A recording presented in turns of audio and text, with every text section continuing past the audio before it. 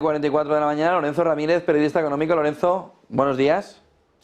¿Qué tal? Muy buenos días, José Antonio. Antes de que entremos en materia, llevo todo el domingo, que además me compré El País, ¿no? Suelo comprarme casi todo lo que hay, ¿no?, en el periódico, en la prensa, dándole vueltas a esa revista, ¿no?, del País semanal, sobre el gran bulo, ¿no? Y dije, yo estaba todo el día pensando lo que le debe haber dolido el libro de Lorenzo Ramírez sobre el 11M para que hayan hecho el despliegue que hicieron en la jornada de ayer, ¿no? Sobre dudas, ¿verdad?, el gran bulo, ¿no? Y a partir de ahí, pues todo el movimiento del 11M, 11M, en el que el claro protagonista, le guste o no al país, es tu libro, que has vendido más libros tú casi que periódicos ayer, ¿no? Bueno, o sin el casi, 25.000.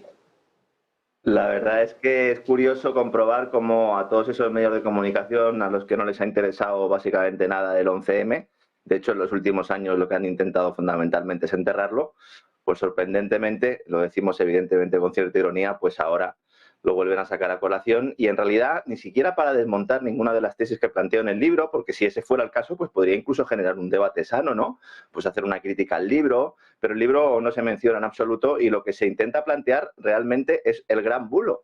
Y el gran bulo es uno de los bulos, porque el otro gran bulo es el que realmente no plantea el diario El País, porque en mi libro, como ya tendremos oportunidad de hablar, lo que planteo es que hay dos grandes bulos, hay dos grandes versiones oficiales, una oficiosa, que está lejos de la tesis de la Fiscalía, pero que podría ser la que más se acercó a lo que sería la verdad oficial o la sentencia del 11M, y luego hay otra verdad oficial creada, disidente, que es la que tiene que ver con ETA y es en la que se centra sobre todo ese diario El País. No solo él, sino también, ¿verdad?, el programa de Jordi Évole. Mucha gente me ha preguntado que si es que me he negado a ir. No, no me llamaron en absoluto para poder acudir. El libro no ha querido ser recogido por la gran mayoría de medios de comunicación porque es un libro incómodo. Y bueno, pues la verdad es que celebro que la cuestión vuelva a estar sobre la mesa cuando faltan pocos días, no hay que olvidar, para que prescriba el atentado. Y no solo para exigir responsabilidades a los que participaron directamente en él, sino a los que también pues tuvieron en su intervención, ¿verdad?, en esa trama de encubrimiento que demuestro con pelos y señales en el libro que existió y que también, pues a partir del 11 de marzo de la semana que viene, el próximo lunes, pues también habrán prescrito esos delitos. Entonces, bueno, pues también eso lo tenemos que tener muy claro, José Antonio. Yendo a la actualidad de ahora, ¿no? No a lo que sucedió en el 11M, que les interesa y les importa, les importa. Perdóname, José Antonio, pero estabas hablando de los Nordic Response, ¿no? Es como se llaman los ejercicios que se están llevando a cabo ahora. Sí. La última vez que se produjo un juego de guerra, una simulación, unas maniobras en el Báltico, salió volando Nord Stream. Y eran maniobras en las cuales participaban también Finlandia, Suecia y Dinamarca, como ahora, que también tuvieron lugar en el ámbito nórdico y que también planteaban un ataque a Rusia o un ataque simulado a Rusia, con lo cual cuidado porque estas cuestiones las carga el diablo y nunca mejor dicho, y vemos como siempre, prácticamente siempre que hay un atentado importante de bandera falsa, hay maniobras militares detrás que al final pues lo que permiten evidentemente es dar cobertura a una serie de movimientos que en condiciones normales no se podrían producir, así que estemos muy atentos siempre que se produzcan estos experimentos, estos ejercicios, ¿no? Vamos a estar sobre todo porque como vuelvan a repetir experiencia, ¿no?, de pruebas, ¿no? Pues podemos tener un lunes interesante. Donde está ahora mismo la tensión vuelve a estar en el gas, no por el precio, sino por las relaciones. Es la segunda vez que Argelia le dice a España que relaciones congeladas.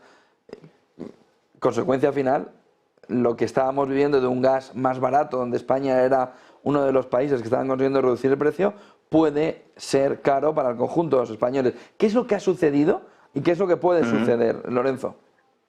Bueno, evidentemente cesiones españolas a Marruecos tienen consecuencias en materia energética, sobre todo tras el último viaje express de Sánchez a Rabat, que ha levantado una vez más, como comentabas, ampollas en Argelia, de cuyo gobierno esperaba poder acercar posturas con el Palacio de la Moncloa, una vez que parecía haberse enfriado un poco esa afrenta al gobierno español cuando cedió el Sáhara Occidental a Marruecos para contentar a sus aliados, a sus amos, dirían algunos, europeos y norteamericanos. En los últimos días, y esto prácticamente no se quiere hablar porque es muy grave, se ha evaporado cualquier posibilidad de acercamiento, porque en el viaje de Sánchez, tras el encuentro con Mohamed VI, fue una reunión precipitada, ni siquiera estaba en la agenda oficial. Muchos nos preguntábamos a cambio de qué Mohamed VI había aceptado recibir a Sánchez, ya recordemos que le ha dado plantón en algunas ocasiones, y resulta que un periodista preguntó al presidente español sobre el Sáhara y Sánchez pues respaldó las tesis marroquíes una vez más públicamente en lo que todo en luces parecía una pregunta pactada, ¿no? Que seguramente fue el precio que puso el cabeza del reino alawi para recibirle. Además, esto ha levantado muchas ampollas por el apoyo español también al gasoducto africano Atlántico Nigeria-Marruecos, que es un proyecto mastodóntico cuya viabilidad es más que discutible y que supondría una competencia directa también al gas argelino, que es un gasoducto que Marruecos necesita, pero España no. Marruecos lo necesita porque Argelia le cortó el grifo, pero España evidentemente no. Además, en el mejor de los casos, esto podría estar en funcionamiento dentro de 15, 20 o 30 años. Lo que ahora sucede es que la empresa argelina Sonatrach, que controla el gasoducto de Argel, que es quien lleva el preciado de hidrocarburo a España, va a reclamar, y te lo digo en rigurosa exclusiva, un aumento del precio para seguir viviendo o para seguir suministrando el gas a nuestro país, que es una infraestructura que controla Sonatrach, una empresa conjunta con Naturgy y BlackRock, y que desde la cesión española del Sáhara Occidental pues negocia sus tarifas año a año en lugar de hacerlo de forma plurianual. También porque Sonatrach se dio cuenta de que, como bien comentabas antes, al haber llenado los almacenamientos de gas en Europa, el precio baja, entonces no le compensa negociar un precio ahora a 3 años. Es mejor mantener el chantaje continuo. Y todo esto se produce mientras organizaciones marroquíes siguen reclamando la soberanía de Ceuta, Melilla y las Islas Canarias, que es algo a lo que no ha renunciado en ningún momento Mohamed VI, así se lo ha trasladado también al Palacio de la Moncloa, a pesar de que el PSOE logró que la semana pasada el informe anual sobre derechos humanos y democracia en el mundo que elabora el Parlamento Europeo pues no contuviera una sola mención al Sáhara Occidental, y para alcanzar ese objetivo además contó con la ayuda de un grupo socialista en la Eurocámara y sobre todo de un eurodiputado español que es el responsable coordinador de su Comité de Derechos Humanos. Vemos cómo el lobby marroquí sigue actuando en Europa con el respaldo, el beneplácito, de alguna manera, pues la complicidad, ¿no?, de los socialistas europeos, que han pues favorecido que se enviara una serie de correos electrónicos, unas cartas prácticamente idénticas de los embajadores de Marruecos a los diferentes eurodiputados para conseguir que no apareciera, ¿no?, el régimen marroquí como un régimen que atenta contra los derechos humanos. Hay que decir que el Qatar Gate, junto con el Morocco Gate, el famoso escándalo de corrupción en la Unión Europea, está lejos de haber concluido.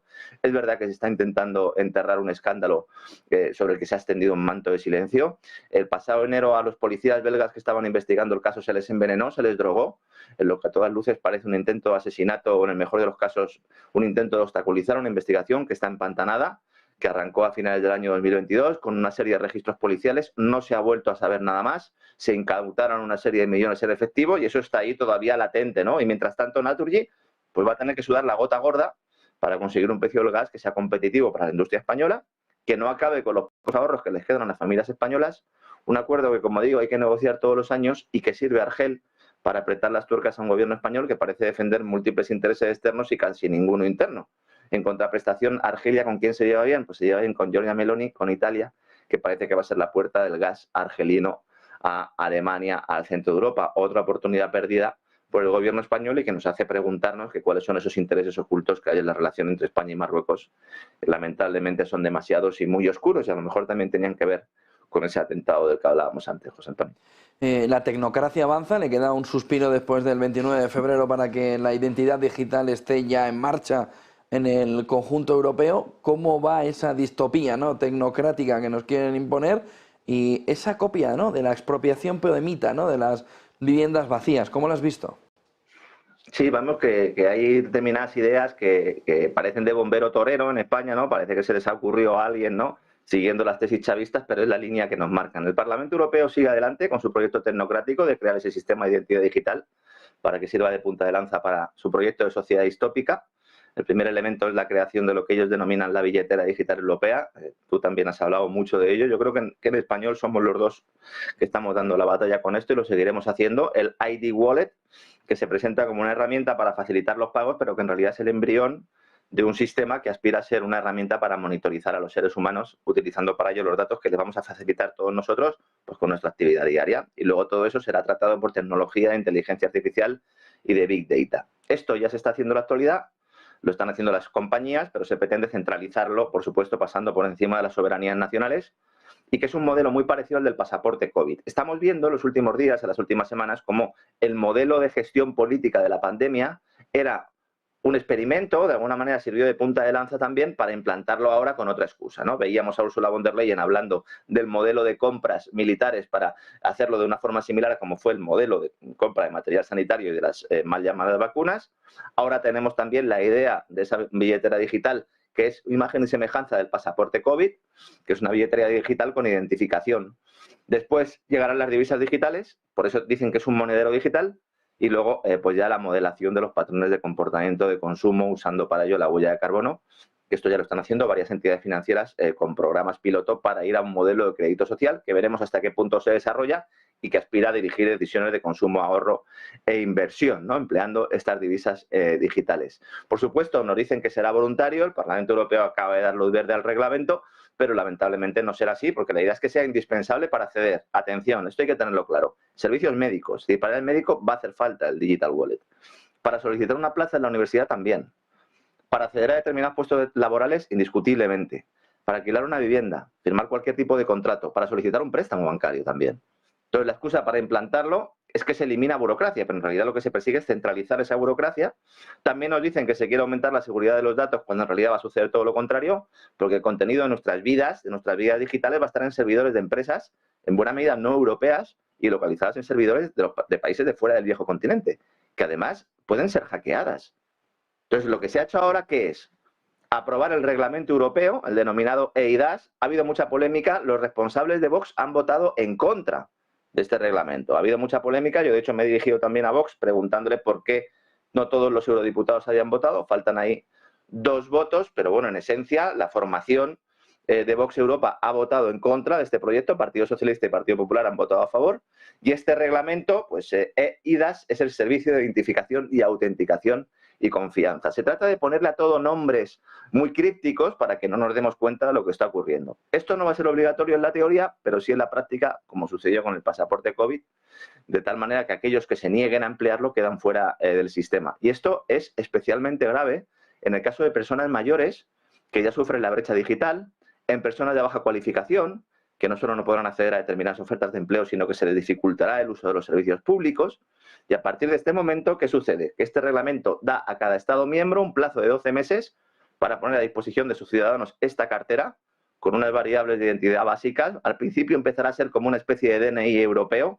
Nos dirán que no pasa nada, que Lorenzo Ramírez y José Bittner están locos, que somos unos conspiranoicos, pero poco a poco veremos cómo ahí estará también un certificado crediticio, nos pondrán una letra para ver hasta qué punto somos solventes, nuestro currículum, el carnet de conducir, el historial médico y en el futuro, pues también nuestros euros digitales y nuestra huella de carbono. Vemos como no son teorías, sí son conspiraciones, pero ya se hacen con toda la luz y todos los taquígrafos. ¿Seguiremos dando la batalla? Pues Antonio.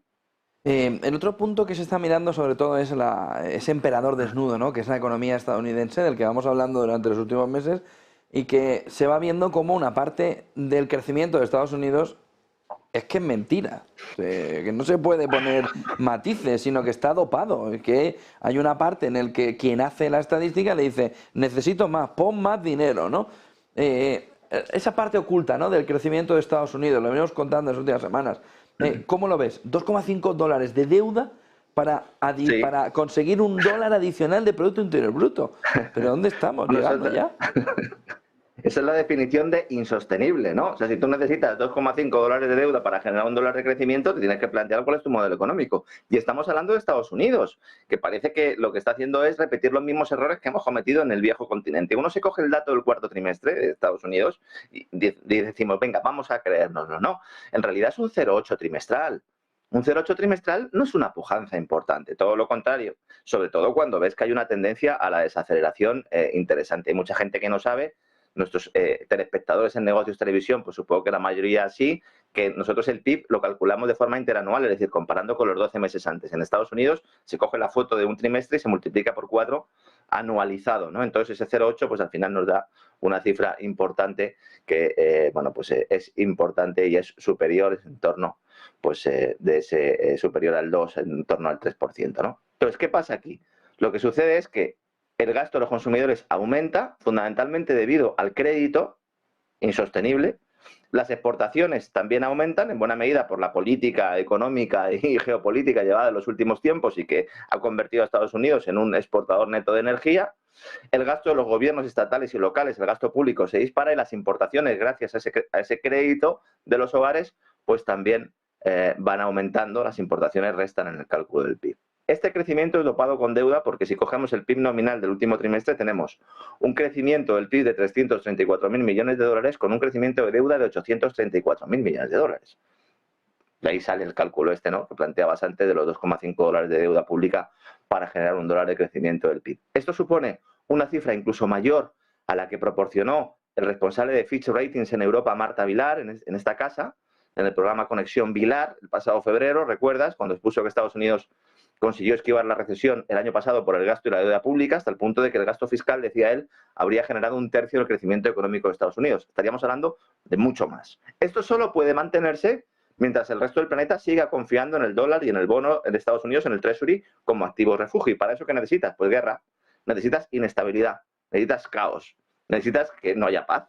Porque de esa manera generas problemas. ¿Para qué? Pues para que el activo refugio por excelencia, que es el tuyo, que es tu moneda y que es tu deuda, porque recordemos que fuera de Estados Unidos, el bono de Estados Unidos y el dólar prácticamente son lo mismo, estamos en un sistema de dinero-deuda, por un lado tienes el dólar, el colateral, ¿cuál es esa deuda? Con lo cual son los activos refugio. Y luego necesitas la fe en que tu economía no solo va a seguir funcionando y tirando, sino que además no vas a expropiar las reservas a otros países. Vemos cómo ahora vuelve otra vez el debate sobre la expropiación de los activos del Banco Central de Rusia, que es uno de los elementos que puede reducir esa fe, esa confianza. Si tenemos un sistema fiduciario basado en la fe y reducimos esa fe, evidentemente, pues esto puede generar problemas. Mientras que el dólar siga siendo divisa de reserva, Estados Unidos podrá seguir exportando inflación. Y luego, cuidado, porque el gasto fiscal además te genera un problema de competitividad. ¿Qué va a ocurrir con los incentivos cuando entre la mitad y 2/3 de los ingresos se paguen al gobierno para llevar a cabo políticas y programas que la mayoría de los ciudadanos no apoyan? ¿Qué es lo que está pasando en Europa? ¿Qué va a pasar en Estados Unidos? La sociedad de Estados Unidos no es la sociedad europea. La sociedad de Estados Unidos no está acostumbrada a doblar la rodilla frente a sus gobernantes en todo momento y lugar. Tal como están concebidas, las políticas fiscales propuestas por la administración Biden van a reducir la competitividad de Estados Unidos, ya lo están haciendo. Van a reducir los incentivos para trabajar, para ahorrar, para invertir, para innovar. ¿Y entonces qué van a hacer? Buscar culpables externos. De hecho, lo estamos viendo ya, ¿no? Supongo que habrás visto, el GDP Now está en un 2,1 anualizado. Esto es un 0,6 trimestral. Evidentemente la economía de Estados Unidos se está desacelerando. Las elecciones están a la vuelta de la esquina, unas elecciones que van a ir muy calientes, que van a venir marcadas por el contexto internacional. La Reserva Federal empezará a bajar tipos de interés. Y esto, al final, pues ¿qué hace? Pues impulsar las bolsas, por eso siguen en máximos, a pesar de todos los desastres que contamos aquí todos los días, esas bolsas que parecen yonkis de liquidez, que es un sistema montado sobre una gran mentira, sobre la mentira del dinero-deuda. Y cuidado porque los riesgos bancarios no han desaparecido y en el futuro, ¿cómo se evitarán las quiebras y los riesgos bancarios y los corralitos bancarios? Pues con las CBDCs, con las Central Bank Digital Currencies, con el euro digital, con el dólar digital. Esa será la gran excusa, no se preocupen señores, no habrá corralitos porque no podrán ustedes sacar el dinero porque estará en la cuenta del Banco Central. A ese modelo vamos, José Antonio. Solo un tema más, Lorenzo. ¿Qué está sucediendo con las patronales agrícolas y esa negociación de la paz social, ¿no?, con Planas? ¿Que haya cambio? Bueno, ese es el principal temor, ¿no?, que yo he tenido siempre, ¿no?, que al final puedan callar a las organizaciones y que los callen con dinero, ¿no? Vemos como a pesar de que en un principio las movilizaciones tenían como protagonistas elementos como la Agenda 2030, ¿no?, como también esa burocracia excesiva que hay en la Unión Europea, también la propia política energética llevada a cabo en los últimos años, no solo ligada al cambio climático, sino también a otros elementos, ¿no?, como precisamente esa ruptura también de las alianzas energéticas con países como puede ser Argelia, como puede ser Rusia, y vemos ahora pues cómo las patronales están intentando pues lo que hacen siempre, ¿no?, lamentablemente, secuestrar ese movimiento, sentarse con el ministro y a cambio pues de una determinada fiscalidad, a cambio de una determinada subvención, hablando exclusivamente de dinero, pues intentar cerrar un conflicto que, bueno, es una oportunidad perdida si finalmente esto es así. Yo espero que los profesionales del campo agrícolas y ganaderos exijan a sus organizaciones que pidan algo más que dinero, porque el dinero es lo que nos ha traído hasta aquí, es decir, la PAC es lo que nos ha traído hasta aquí, el desincentivar precisamente que los propios agricultores y ganaderos pudieran producir lo que consideraran oportuno y venderlo al exterior, un sistema de cuotas que al final nos ha atenazado, que ha creado incentivos para no producir, que en algunos casos incluso ha promovido la destrucción de determinadas superficies agrícolas y ganaderas. Pues todo eso es un debate de fondo que habría que tener y que al final pues van a intentar tapar como siempre hacen, ¿no?, con dinero. Veremos si lo consigue el ministro y veremos si las asociaciones agrícolas y agrarias pues traicionan a sus propios representados. Lamentablemente no sería la primera vez. Tengamos esperanza, por lo menos en este caso. Muchísimas gracias, Lorenzo Ramírez. Buen día y buen negocio. Buena semana, Lorenzo. Sí. Igualmente, un abrazo.